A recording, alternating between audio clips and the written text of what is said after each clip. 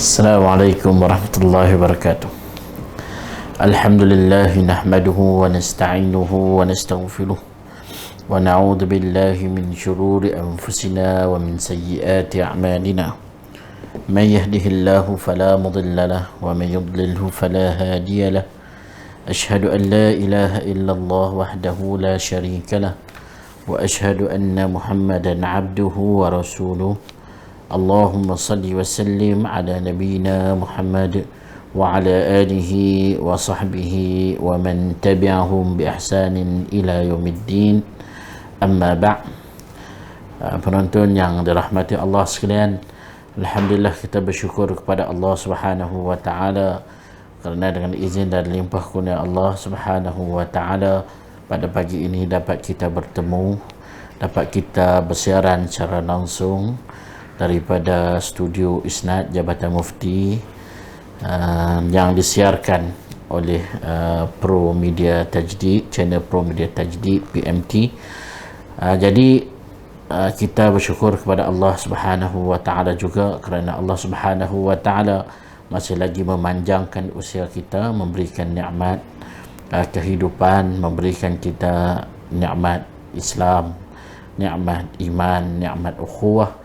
Dan dalam proses kita menjadi hamba Allah Subhanahu wa taala ini, maka Allah Subhanahu wa taala memberikan kita ujian-ujian dalam suasana kita berada dalam perintah kawalan pergerakan PKP ini. Baik, muslimin muslimat yang dirahmati Allah sekalian, pada pagi ini kita akan menyentuh satu tajuk, iaitu berkenaan dengan amalan soleh yang dilaksanakan dalam kehidupan, iaitu kita memenuhi kehidupan kita dengan melaksanakan amalan soleh. Muslimin muslimat yang dirahmati Allah sekalian, sebenarnya pada pagi ini saya ingin mengkongsikan ataupun berkongsi satu hadis Nabi sallallahu alaihi wasallam untuk dijadikan panduan kehidupan kita di dalam kehidupan ini, dalam tempoh kehidupan yang Allah Subhanahu wa taala berikan ini, iaitu hadis yang menyeru kita untuk melaksanakan amalan kebaikan, amalan soleh, membuat perkara-perkara yang baik supaya kehidupan kita ini lebih bermakna dan juga diredai oleh Allah Subhanahu wa taala. Jadi untuk permulaannya kita akan membaca hadis Nabi sallallahu alaihi wasallam ini untuk kita fahami, dan juga seterusnya saya akan memberikan ulasan terhadap hadis ini. Baik. An Ibni Umar radhiyallahu anhuma qala akhadha Rasulullah sallallahu alaihi wasallam bimankibayya faqala kun fid dunya ka'annaka ghariba kun fid dunya ka'annaka gharib aw 'abiru sabil. Wa kana Ibnu Umar radhiyallahu anhuma yaqul إذا أمسيت فلا تنتظر الصباح وإذا أصبحت فلا تنتظر المساء وخذ من صحتك لسقمك ومن حياتك لموتك أخرجه البخاري.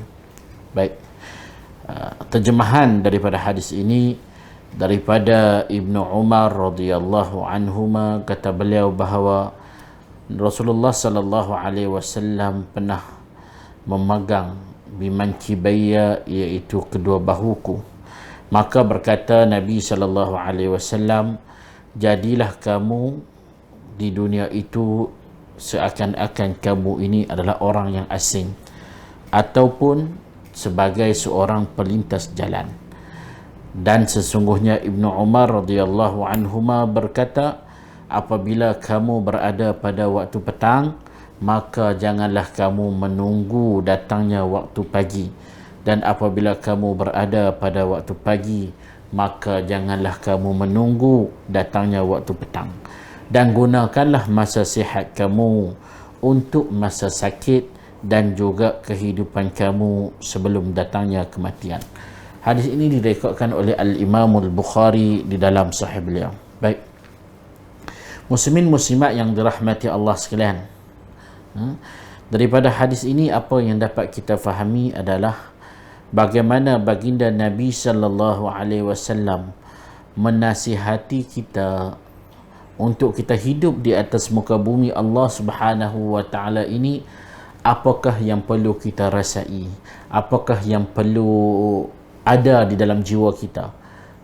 Yang mana kehidupan yang Allah Subhanahu wa taala kurniakan kepada anak Adam ini bukanlah kehidupan yang kekal abadi, kerana kehidupan yang kekal itu bermula sesudah mana manusia itu mati. Apabila manusia itu mati, sebenarnya dia hidup kekal abadi. Kehidupan yang Allah Subhanahu wa taala berikan ini, yang bermula daripada alam janin, kita berada di dalam perut ibu kita. Lepas tu kita mencapai usia, kita dilahirkan di dalam tempoh usia bayi selama 2 tahun, kemudian berpindah kepada tempoh kanak-kanak, kemudian berpindah kepada remaja, berpindah pula kepada pemuda dan juga pemudi, kemudian berpindah pula kepada orang tua, dan kemudiannya kita akan kembali kepada Allah Subhanahu wa taala. Dan fasa-fasa ini adalah fasa yang dilalui oleh sebahagian besar daripada manusia, kerana sebahagian daripada manusia itu barangkali pada usia dia masih baby, Allah Subhanahu wa taala mengambil nyawanya, Allah mengembalikan dia ke alam baqa. Ada juga yang mana diambil nyawa mereka itu pada usia remaja. Ada yang diambil nyawa itu ketika mana mereka masih menjadi pemuda-pemudi yang sihat, yang cantik lagi kacak. Dan ada juga yang Allah Subhanahu wa taala panjangkan usia kehidupan mereka itu, panjangkan sehingga ada yang sampai ke usia 90 tahun. Dan barangkali pada usia 90 tahun itu dia sudah tidak ingat apa yang dia lakukan. Pemikirannya itu sama seperti mana pemikiran yang awal, iaitu seperti mana seorang bayi yang kecil. Sehinggalah ada yang Allah panjangkan usia mereka itu sehinggalah ke usia 100 tahun lebih. Itu kebiasaan yang berlaku ataupun tempoh kehidupan hayat manusia pada zaman sekarang, yang biasa kita dengari, yang biasa kita dikhabarkan kepada kita semua. Tapi kalau zaman dahulu panjang, seperti mana zaman Nabi Nuh alaihi salam, 1000 tahun kehidupan Nabi Nuh alaihi salam itu. Beliau berdakwah selama 950 tahun. Itu usia masyarakat dahulu.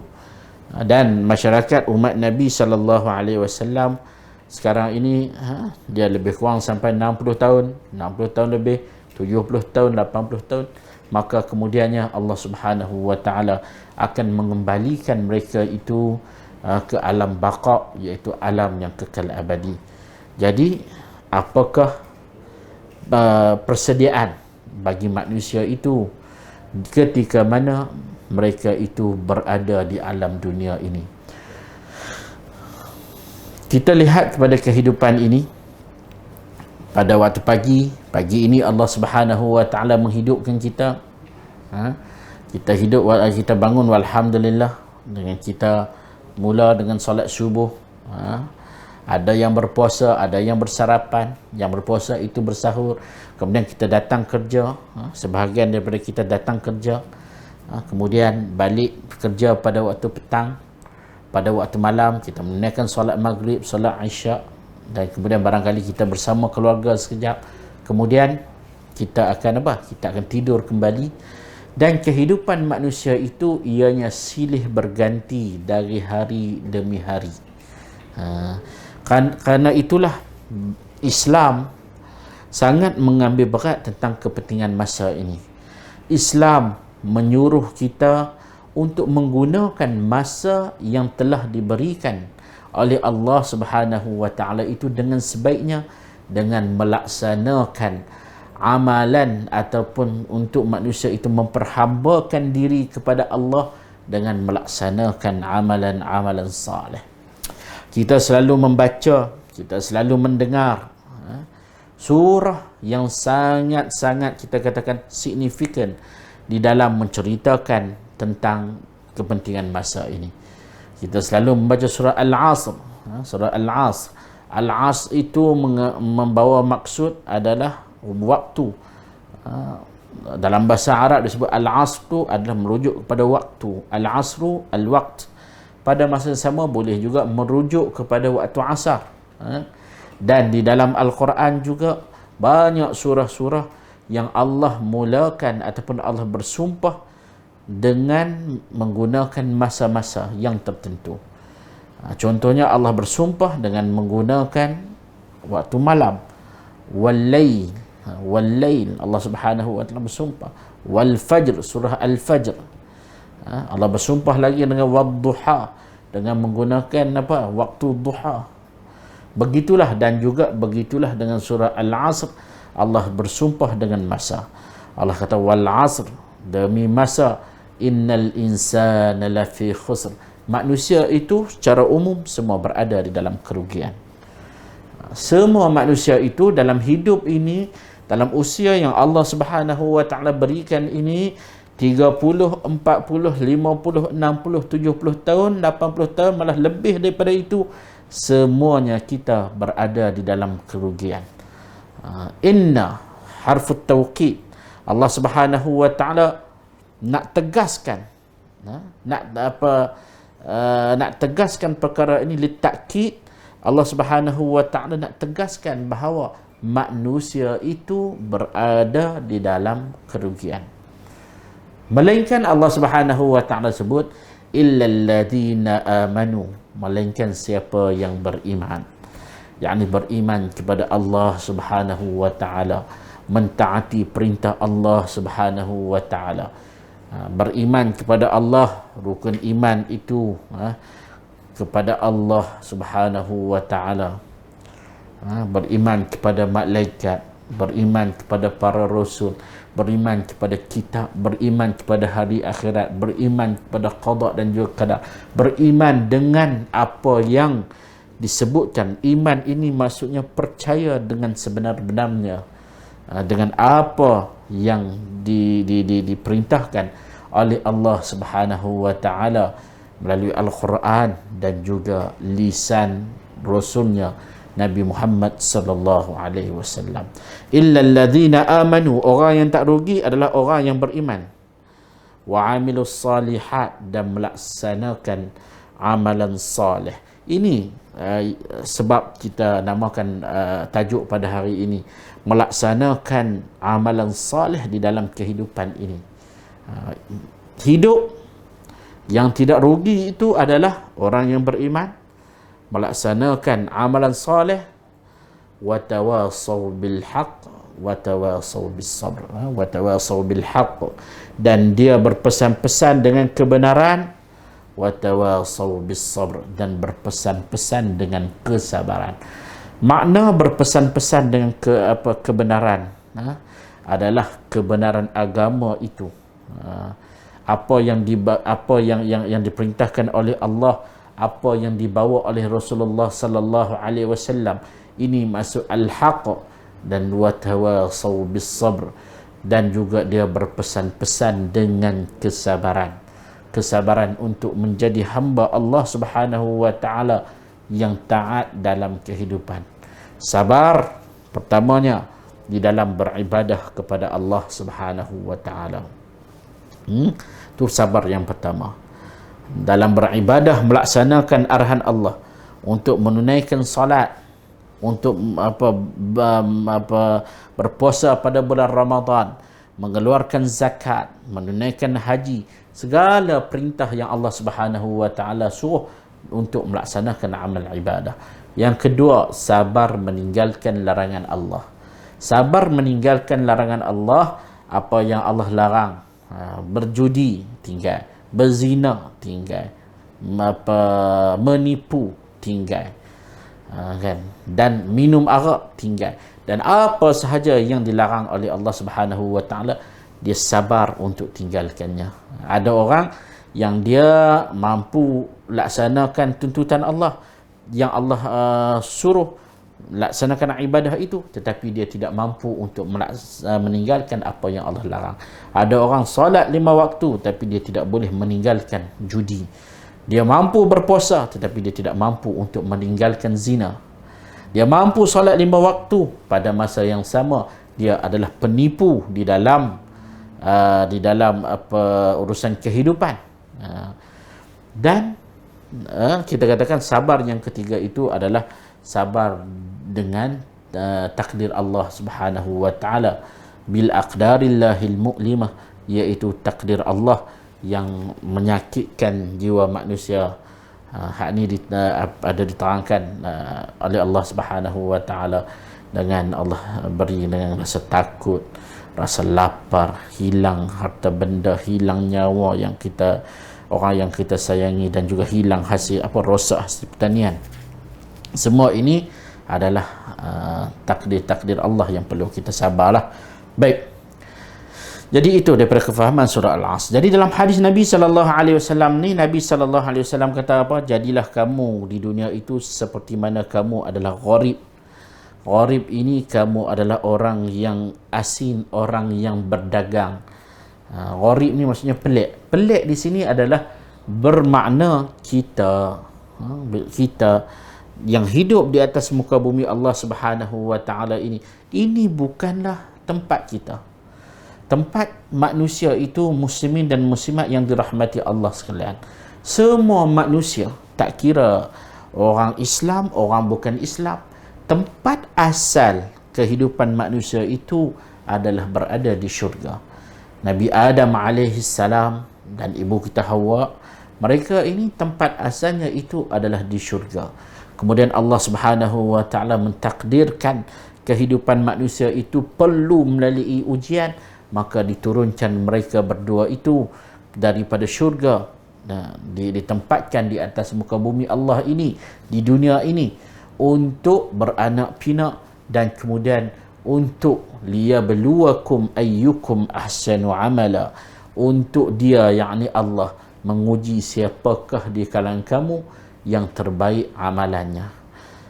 Maka diturunkan manusia di atas muka bumi Allah Subhanahu wa taala, dan siapa yang taat kepada perintah Allah, maka mereka akan kembali ke tempat asal mereka, iaitu syurga. Dan siapa yang mengingkari perintah Allah, maka Allah sediakan bagi mereka tempat yang baru, tempat yang mana di dalamnya itu penuh azab, iaitu dimasukkan, diheret dan dihumban mereka itu ke dalam api neraka yang tersangat pedih. Ma'azallah wal'iyadzubillah. Baik. Jadi hidup manusia itu adalah gharib, seperti pedagang. Kalau pedagang, kita sebut pedagang, muslimin muslimat yang dirahmati Allah sekalian. Orang yang berdagang ni, bila dia berdagang, dia berpindah daripada satu tempat ke satu tempat. Dia tidak ada tempat yang khusus tempat tinggal. Ini adalah tempatnya, tidak ada. Karena bila dia berdagang, dia akan pergi merantau. Contoh orang yang berdagang daripada Perlis pergi ke Kelantan, berpindah pula ke Perak, berpindah pula ke barangkali ke Kuala Lumpur, berpindah pula ke Sarawak, keluar negara untuk berdagang, untuk mencari rezeki. Namun pada hakikatnya dia ada tempat asal. Itulah tempat yang dia akan kembali. Masqatur ra's, tempat jatuhnya kepala, iaitu tempat asal manusia itu adalah di syurga. Maknanya Nabi nak kata bahawa jangan kita anggap bahawa hidup di atas muka bumi Allah Subhanahu wa taala ini adalah tempat tinggal kita yang selama-lamanya. Tidak. Kita hidup di atas muka bumi ini hanya sebagai seorang pedagang. Dan Nabi SAW pesan, awabiru sabil, dan kita perlu ingat bahawa kehidupan kita di atas muka bumi Allah Subhanahu wa taala ini adalah ibarat, asalnya adalah ka'annaka 'abirus sabil, adalah ibarat seorang pelintas jalan. Pelintas jalan. Jalan itu, jalan yang ada, kita 'abir, kita hanya melintas. Kita hanya melintas.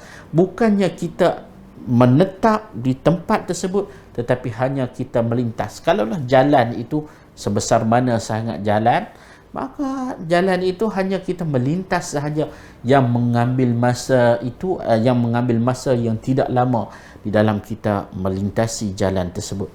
Begitulah yang Nabi SAW nak bagi tahu kita, bahawa hidup di dunia ini walaupun kehidupan di dunia ini, kata Nabi sallallahu alaihi wasallam, kehidupan ad-dunya hulwatun khadirah, kata Nabi.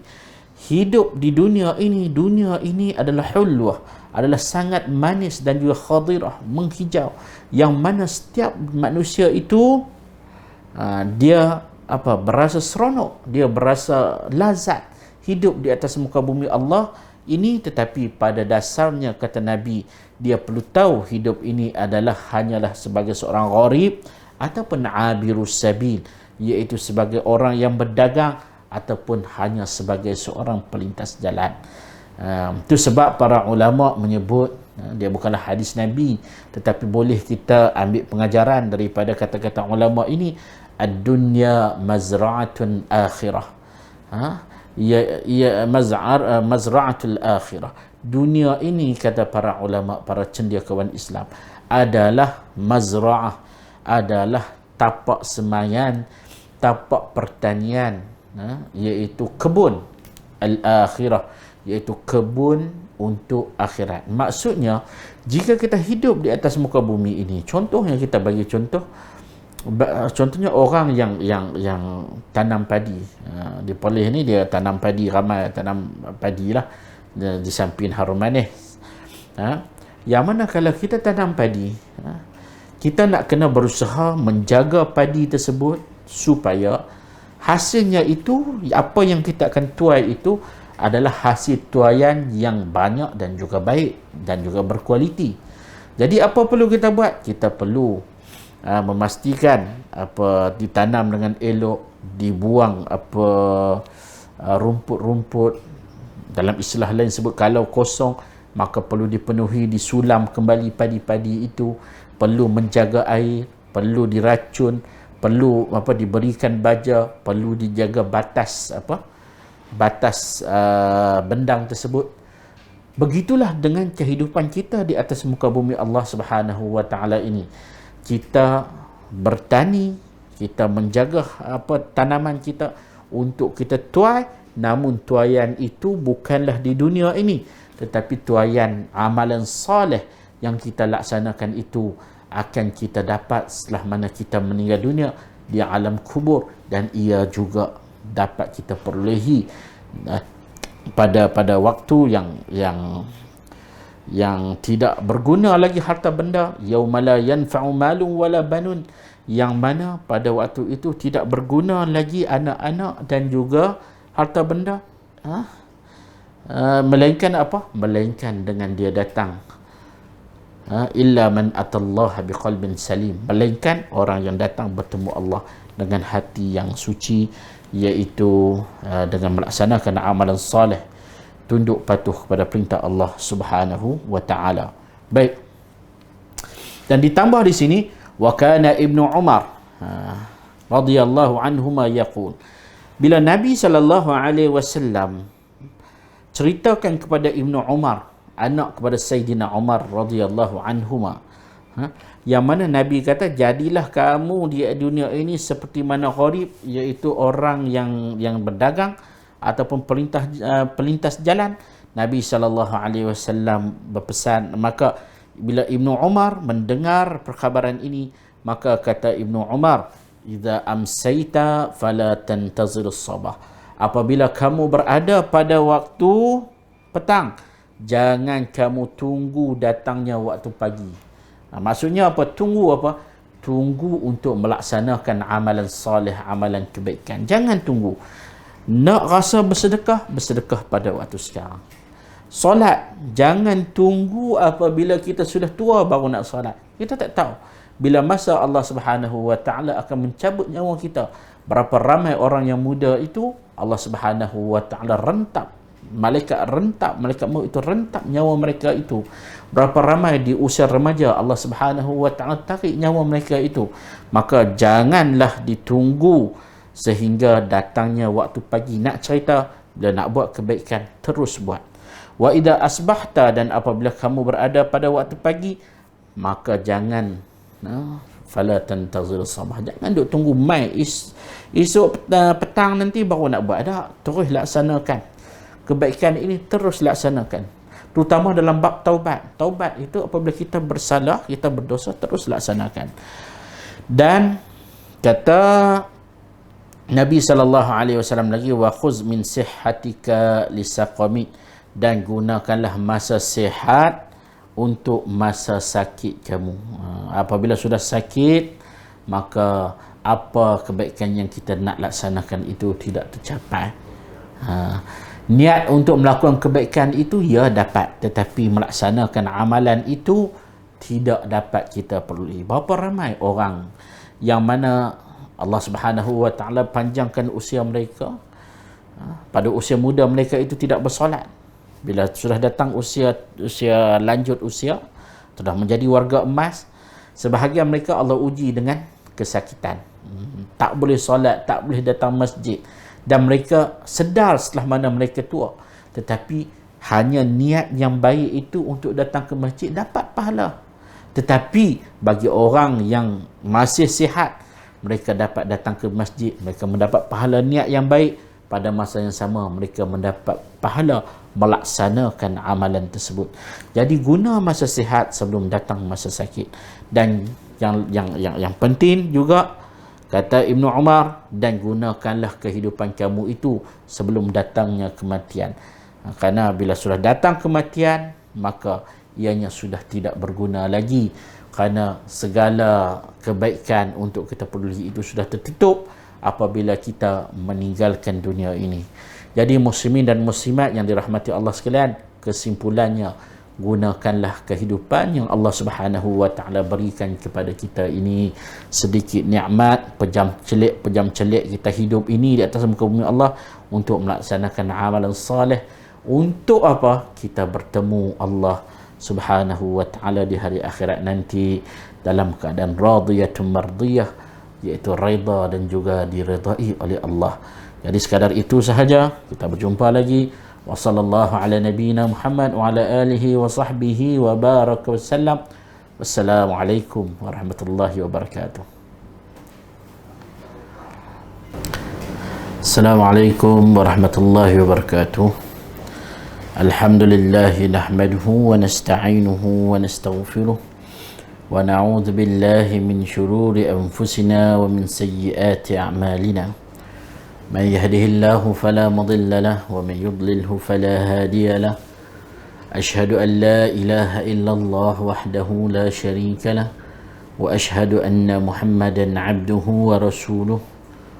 اللهم صل وسلم على محمد وعلى آله وصحبه ومن تبعهم بإحسان إلى يوم الدين. أما بعد.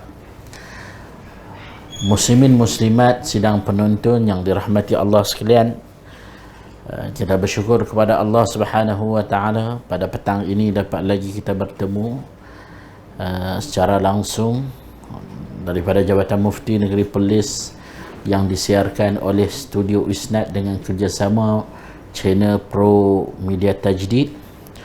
Dan pada petang ini insya-Allah kita akan membicarakan satu tajuk, iaitu berkenaan dengan hukum menyerupai sesuatu kaum, menyerupai sesuatu bangsa, menyerupai sesuatu agama, menyerupai sesuatu puak, yang mana kita akan mengupas, kita akan melihat hadis-hadis Nabi, kita akan mengupas hal ini supaya kita tahu sesuatu perkara itu yang mana boleh kita ikut, yang mana boleh kita laksanakan, dan pada masa yang sama perkara apakah yang tidak boleh untuk kita laksanakan. Baik, muslimin dan muslimat yang dirahmati Allah sekalian, sebagai pembuka bicara, pembuka tajuk, elok kiranya kita membawa hadis Nabi sallallahu alaihi wasallam yang memperkatakan tentang hal ini, iaitu berkenaan dengan menyerupai sesuatu kaum. Baik, dalam hadis Nabi sallallahu alaihi wasallam yang telah direkodkan oleh Al-Imam Abu Dawud dan juga Ibn Hibban di dalam sahih beliau, dan beliau mensahihkan hadis ini, وعن ابن عمر رضي الله عنهما قال قال رسول الله صلى الله عليه وسلم من تشبه بقوم fahuwa minhum. Akhrajahu Abu Dawud wa sahhahahu Ibnu Hibban. Baik. Daripada Ibnu Umar radhiyallahu anhuma, kata beliau bahawa Rasulullah sallallahu alaihi wasallam ada bersabda, barang siapa yang menyerupai dengan sesuatu kaum, maka dia termasuk daripada kaum tersebut. Hadis riwayat Abu Dawud. Baik, dan juga Ibn Hibban sebenarnya yang kita sebutkan tadi dengan sanad yang sahih. Baik, daripada hadis ini apa yang dapat kita fahami secara umumnya, iaitu berkenaan dengan mengikut dalam sebahagian lafaz hadis yang lain redha tentang amalan suatu kaum. Dalam lafaz yang lain riwayat Ibnu Mas'ud, Nabi kata man radiya amala qaumin, siapa yang redha dengan amalan sesuatu kaum, maka dia termasuk daripada golongan tersebut.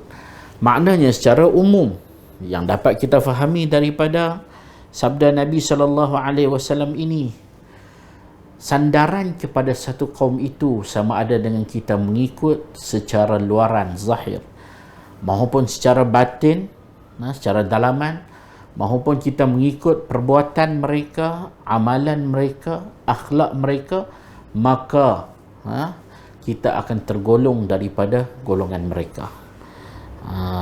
Kata Nabi sallallahu alaihi wasallam, al-mar'u ma'a man ahab, seorang itu adalah dengan siapa yang dia suka.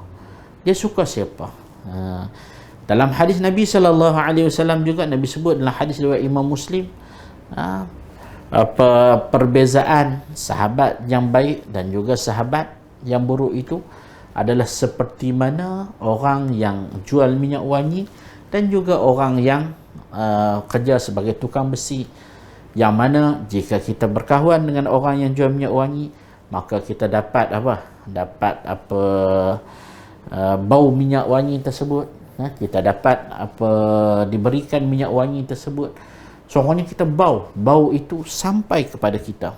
Kita merasai kenikmatan, kita merasai kebaikan. Tetapi apabila berkawan dengan si tukang besi, ini hanya perumpamaan, bukan salah kerja tukang besi dah, tetapi hanya perumpamaan, maka kita akan dapat bau yang tidak elok, ataupun barangkali boleh terbakar baju dan sebagainya. Jadi menunjukkan apa? Menunjukkan berkawan, bersahabat dengan seseorang itu juga adalah daripada ciri-ciri mereka. Baik, persoalannya di sini, dengan siapakah kita berkawan? Siapakah yang kita ikut? Perangai siapakah yang kita contohi? Bagi orang Islam, muslimin muslimat yang dirahmati Allah sekalian, sudah pastilah contoh kita yang utama adalah Nabi sallallahu alaihi wasallam. Laqad kana lakum fi Rasulillahi uswatun hasanah. Sesungguhnya pada pribadi Nabi sallallahu alaihi wasallam itu terdapatnya contoh ikutan yang baik yang perlu untuk seluruh manusia itu mengikut apa yang dibawa oleh baginda Nabi sallallahu alaihi wasallam. Maka orang yang cinta kepada Nabi nampak ciri-ciri apa yang Nabi sallallahu alaihi wasallam inginkan, apa yang Nabi buat dia ikut, ibadah yang Nabi tunjukkan dia ikut, akhlak Nabi dia ikut, hatta sehinggalah kepada peribadi Nabi sallallahu alaihi wasallam luarannya itu pun dia ikut seperti mana Nabi sallallahu alaihi wasallam, disebabkan seseorang itu dinilai, sahabatnya itu adalah seorang itu dinilai dengan siapa yang dia cintai. Baik, begitulah juga orang-orang yang beriman ini, dia akan bersama-sama ataupun dia akan mengikut ataupun terkesan dengan apa? Dengan peribadi orang yang beriman, orang-orang saleh, peribadi para sahabat contohnya. Ini orang-orang yang beriman, dia akan terkesan dengan peribadi orang-orang yang baik. Mereka tidak akan terkesan dengan peribadi orang-orang yang buruk, sama ada di dalam akidah mereka, mereka mencontohi orang yang baik, di dalam akhlak mereka, di dalam ibadat mereka dan keseluruhannya. Jadi itulah yang dimaksudkan dengan hadis Nabi sallallahu alaihi wasallam, siapa yang menyerupai sesuatu kaum maka dia termasuk daripada golongan kaum tersebut. Baik. Persoalannya sekarang, sidang penonton yang dirahmati Allah sekalian, bagaimanakah pula bagi orang yang mana mereka terkesan dengan golongan-golongan yang tidak baik, dengan golongan-golongan yang ingkar kepada perintah Allah Subhanahu wa taala, terkesan dengan akidah yang tidak benar, akidah yang mensyirikkan Allah, kepercayaan-kepercayaan yang bertentangan dengan ajaran Islam. Itu yang pertama. Mereka terkesan dengan ibadah orang bukan Islam. Mereka terkesan dengan akhlak orang bukan Islam. Jadi, mereka terkesan dengan ritual-ritual yang dilakukan oleh orang bukan Islam. Maka, apakah pula keadaan mereka ini? Jadi, hadis ini juga Nabi SAW nak bagi tahu kita bahawa kalau kita menyukai apa yang mereka lakukan, kita melaksanakan seperti mana yang mereka lakukan, maka kita termasuk di dalam golongan mereka. Bila menyebut tentang apa yang dilakukan oleh orang bukan Islam, pada dasarnya ataupun orang-orang yang ingkar perintah Allah Subhanahu wa taala ini, pada dasarnya bukanlah keseluruhan yang mereka lakukan itu adalah salah. Apa yang benar yang mereka lakukan itu sebenarnya adalah daripada agama Islam juga, adalah tuntutan daripada agama kita juga. Contohnya mereka rajin bekerja, itu pun adalah tuntutan asas dalam agama Islam. Malah ini juga merupakan suatu yang semua manusia tahu. Dalam pekerjaan wajib amanah, dalam pekerjaan itu perlulah ikhlas, di dalam kehidupan itu perlulah bersungguh-sungguh. Semua ini sudah diketahui oleh semua manusia bahawa ini adalah kewajipan ataupun tuntutan tabi'i bagi kehidupan manusia itu. Baik. Jadi dalam hadis ini dapat kita fahami bahawa perlu untuk kita menjauhkan diri kita daripada mengikuti golongan-golongan yang tidak disukai oleh Allah Subhanahu wa taala. Malah dalam hadis yang diriwayatkan oleh Al-Imam Al-Bukhari, Nabi SAW ada berpesan kepada para sahabat di dalam hal ini supaya tidak mengikut golongan ahlul kitab yang tersesat itu, yang terpesong daripada ajaran Islam. Yang mana Nabi SAW berpesan kepada para sahabat, la tattabi'unna sunana man kana qablakum shibran bi shibrin zira'an bi zira'in hatta law dakhalu juhra dabbin la dakhaltumuh la salaktumuh. Kata baginda Nabi SAW, kamu semua pasti akan mengikut sunnah. Sunnah ini apa? Sunnah ini adalah peninggalan-peninggalan, kesan-kesan yang ditinggalkan. Itu maksud sunnah. Kamu semua pasti akan mengikut kesan-kesan yang ditinggalkan, sunnah orang sebelum kamu, iaitu Yahudi dan juga Nasrani. Kata baginda Nabi SAW, bagaimana? Shibran bi shibrin, sejengkal demi sejengkal, zira'an bi zira'in, sehasta demi sehasta. Maksudnya apa? Semakin lama, semakin hari, mereka akan mengikut lebih banyak.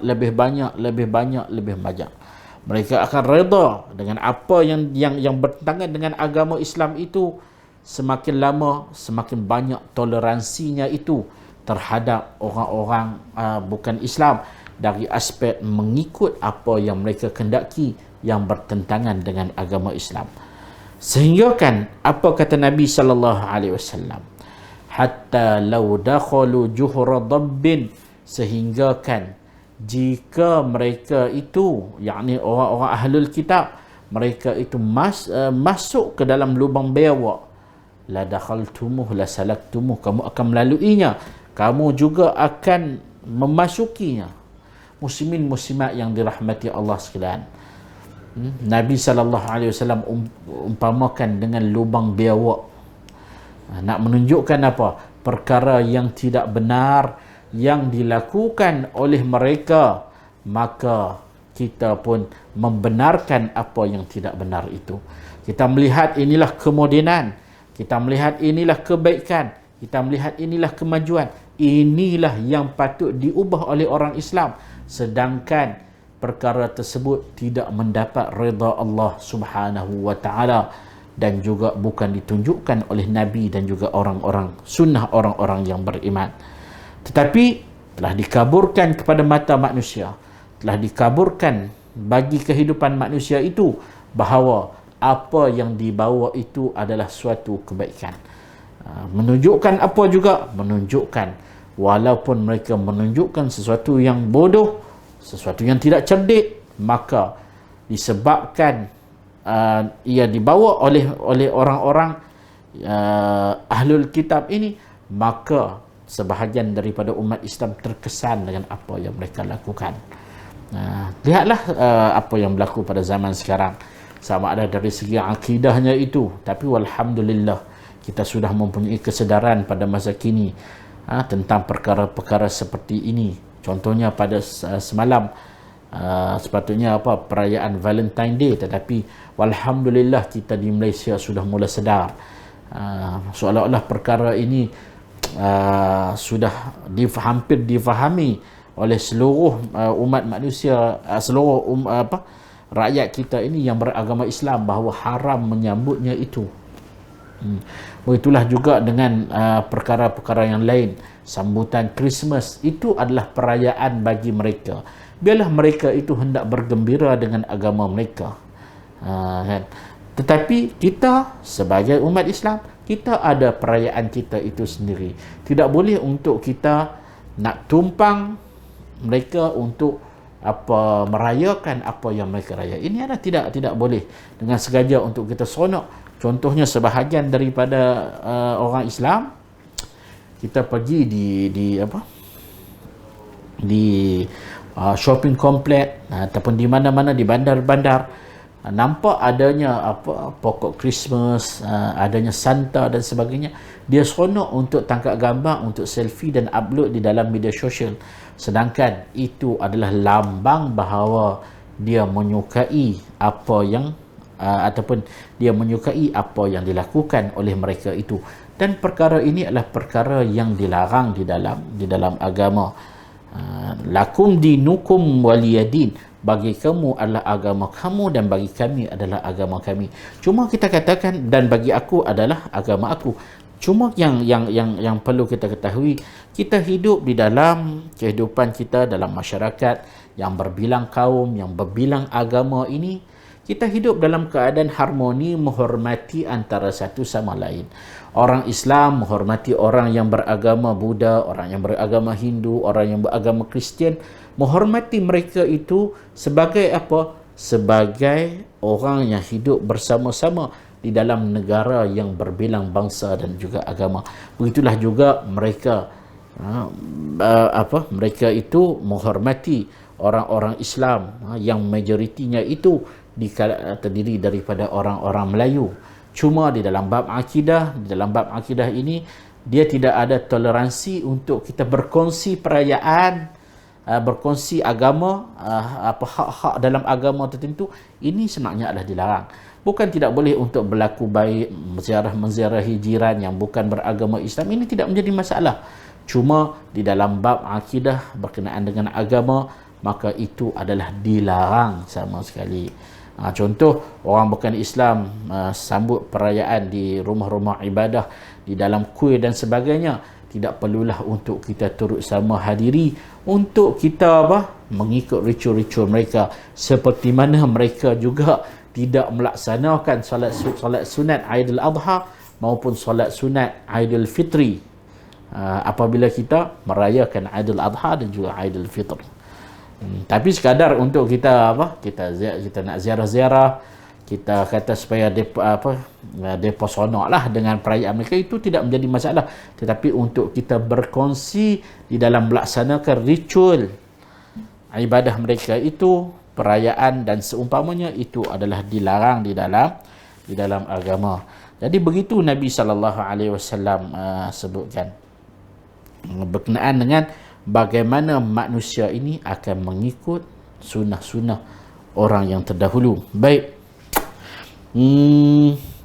Di samping itu dapat kita fahami juga daripada hadis yang kita bacakan ini, iaitu larangan menyerupai orang-orang yang selain daripada orang bukan Islam, menyerupai orang-orang fasik, tidak boleh. Ciri-ciri orang yang fasik itu tidak boleh diikuti. Ciri bagaimana mereka itu berakhlak, itu semua tidak boleh untuk kita ikuti. Kita untuk larangan untuk mengikuti ahlul bid'ah, ini juga tidak boleh, dilarang di dalam agama. Dan juga kita katakan apa sahaja keadaan yang mana kaum itu menunjukkan bahawa mereka ini ada membawa ciri-ciri yang bertentangan dengan Islam, maka kita dilarang. Tetapi muslimin-muslimat yang dirahmati Allah sekalian, di dalam kita perlu membezakan sebenarnya di antara agama dan juga bangsa. Kita perlu ingat bahawa Arab itu bukan Islam. Arab itu bukan Islam. Arab tidak semestinya Islam. Melayu tidak semestinya Islam. India tidak semestinya Hindu. Cina tidak semestinya Buddha. Orang Eropah tidak semestinya Kristian dan sebagainya. Kerana apa? Kerana bangsa adalah kita katakan adat ataupun kebiasaan budaya kehidupan sesuatu kaum. Bagi orang Melayu, dia pakai baju Melayu, dia ada sampin, itu adalah budaya dia. Kan?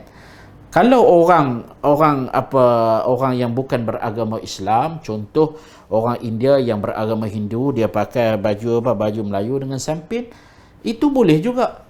Tapi dia tidak menunjukkan bahawa dia adalah seorang Islam. Begitulah juga kita sebagai orang Islam.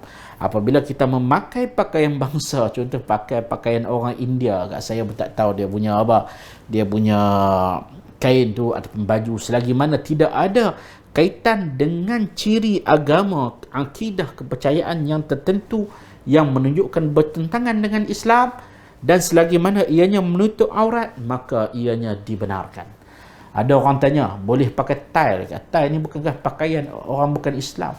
Tak, itu adalah pakaian orang Eropah, pakaian orang Barat. Orang Barat ni ada Islam, ada Kristian, dan juga ada yang tak ada agama pun ada.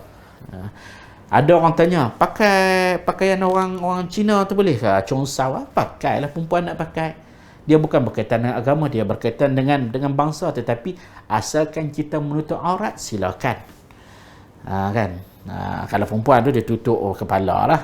Tutup kepala, tak nampak lepas lengan semua. Kan lelaki pun apa? Perlu juga menjaga menutup aurat. Jadi itu adalah pakaian bangsa. Bow tie, itu adalah pakaian apa? Pakaian orang Eropah. Jadi ia tidak ada kena-mengena, cap dan sebagainya. Itu tidak ada kena-mengena dengan apa? Tak ada kena-mengena dengan bab akidah, bab agama. Itu adalah pakaian bangsa. Seperti mana juga orang yang memakai jubah, perlu kita ingat, jubah itu adalah pakaian orang Arab, dan jubah juga dipakai oleh orang bukan Islam. Zaman Nabi SAW, sebelum daripada sahabat ni memeluk Islam semua, di kalangan orang-orang musyrikin Mekah semua sudah berjubah. Tidak ada mereka itu makan bangtalut, memakai selok-selek ke, pakai selok pendek jalan, tak ada. Mereka itu adalah berjubah, itu adalah pakaian orang Arab. Bila datang Nabi SAW, pakaian itu juga adalah dikekalkan, bentuk pakaian itu tidak ada perubahan. Kerana apa? Kerana ini adalah pakaian bangsa. Begitulah juga berserban. Bukan saja orang Islam pada waktu itu berserban. Sebelum kedatangan Islam, musyrikin Mekah, serban mereka sudah besar pada zaman tersebut. Tapi kita katakan, bila kita pakai jubah, kita pakai serban, kita pakai kepiah, Sebagai orang dia bawa kain serbai, dia panggil rida, sama ada dia letak tepi ke, dia letak kat leher ke. Sebab Nabi pernah buat, walaupun pada dasarnya itu adalah ciri orang Arab, tapi sebab Nabi pakai, kita pun nak cuba pakai, maka insya-Allah di situ juga ada ganjaran pahalanya itu. Jadi kita katakan dalam bab pakaian jangan kita cepat melatah. Seperti mana dahulunya orang yang beragama ini pernah tidak mahu untuk mengubah sistem pembelajaran. Tak mau duduk di atas meja macam kita duduk belajar biasa itu, tak boleh ada papan tulis di hadapan sebab ini adalah cara orang kafir, kata mereka. Tetapi itu adalah kaedah semata-mata, kaedah pembelajaran yang mana pada dasarnya tiada kena mengena dengan agama. Begitulah juga dengan pakaian seluar dan sebagainya. Begitulah juga mereka sebahagiannya dulu tak mahu tengok kaita ni adalah pengikutan orang kafir. Tapi kita katakan itu adalah cara masalih mursalah, iaitu cara bagaimana untuk kita berinteraksi dengan kehidupan dunia, untuk kehidupan dunia ini menjadi lebih baik. Maka itu tidak menjadi masalah. Baik, muslimin muslimat yang dirahmati Allah sekalian, sebelum kita mengakhiri slot kita pada petang ini, saya suka nak menyentuh sikit, iaitu berkenaan tashabbuh nisa birrijal, tashabbuh rijal bin nisa wa tashabbuh nisa birrijal, iaitu tashabbuh, iaitu menyerupai orang lelaki itu sebagai wanita dan juga menyerupai orang wanita itu sebagai lelaki. Hukumnya apa? Hukumnya adalah haram. Dosa dia kecil-kecil ke dosa besar? Dosa yang besar. Sebab apa? Dalam hadis Nabi sallallahu alaihi wasallam disebutkan, hadis riwayat Bukhari, la'ana Rasulullah sallallahu alaihi wasallam al-mutashabbihina minar rijali bin nisa wal mutashabbihati minan nisa'i bir rijal. Yang mana Rasulullah sallallahu alaihi wasallam melaknat orang-orang lelaki yang menyerupai wanita dan orang-orang wanita yang menyerupai lelaki. Bila ada laknat Allah, laknat Rasul, para ulama menyebut ia menunjukkan ia adalah dosa yang cukup besar. Jadi bagi orang yang berubah, contoh lelaki pergi jadi pondan ataupun perempuan dia pergi jadi pengkit, dia menjadi nak buat macam dia ni lelaki, walaupun dia tahu buat tuan mana pun bukan lelaki punya. Macam tu lah lelaki pergi nak menjadi perempuan, bukannya boleh beranak, boleh menyusu anak pun, kan? Walaupun pada dasarnya sebahagian dia buang alat kelamin dan sebagainya, dan ini merupakan suatu dosa. Namun muslimin muslimat yang dirahmati Allah sekalian, bagi orang sebelum tu, bagi orang yang melaksanakan benda-benda ini, buat benda-benda ini, bertaubatlah, kerana ia merupakan suatu dosa yang besar. Kembalilah kepada Allah, ubahlah identiti anda, carilah orang yang dapat membimbing anda supaya terkeluar daripada kita katakan krisis identiti ini, supaya kita dapat menjadi manusia yang normal. Barangkali tidak boleh 100% normal, tetapi anda perlu sedar, lelaki itu adalah lelaki, perempuan itu adalah perempuan. Tidak ada istilah terjerat perempuan di dalam badan lelaki ataupun terjeratnya lelaki di dalam badan perempuan. Tidak ada. Laki-laki, perempuan adalah perempuan. Cuma kita orang yang hidup dengan mereka ini, dengan orang-orang yang berlaku krisis identiti di dalam kehidupan mereka ini, tak pasti mereka ni lelaki ataupun perempuan, kita perlu membimbing mereka. Janganlah terus dicemuh, janganlah terus yang kita tak suka itu perbuatan mereka, namun mereka tetap memerlukan bimbingan untuk kita membawa mereka supaya mendapat hidayah Allah. Pada masa yang sama kita juga mendoakan supaya Allah menetapkan kita di atas hidayahnya itu, sehinggalah kita bertemu dengan Allah Subhanahu wa ta'ala. Jadi muslimin muslimat sidang penonton yang dirahmati Allah sekalian, begitulah secara umum kupasan tajuk berkenaan dengan hukum menyerupai sesuatu kaum. Kesimpulannya, jika kaum yang kita ikut itu, yang kita hendak menyerupai itu adalah orang yang baik, kita bersama dengan mereka.